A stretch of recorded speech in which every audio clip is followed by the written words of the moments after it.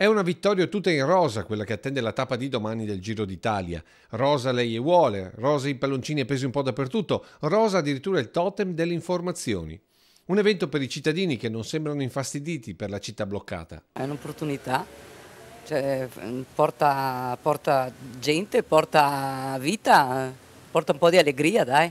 E lei per chi porta dei ciclisti? No, io non tifo, per me chi è bravo è bravo. Speriamo che vinca il migliore e che sono tutti bravi, insomma. Che E per la città?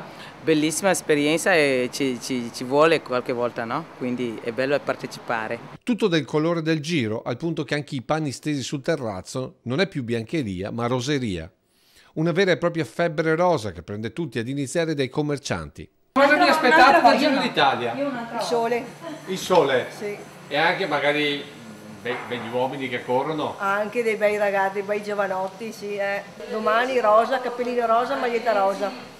Tutti in rosa, insomma. Tutti in rosa per aspettare il Giro. Una gara a chi ha la vetrina più bella e la più originale. Ci siamo ispirati un po' alla fantasia, alla passione che abbiamo per il Giro d'Italia e tanti anni che siamo appassionati e abbiamo deciso di fare questa bella vetrina. Insomma. E questa febbre rosa contagia anche i turisti con tanto di fotoricordo. Fotoricordo del Giro? No, grazie.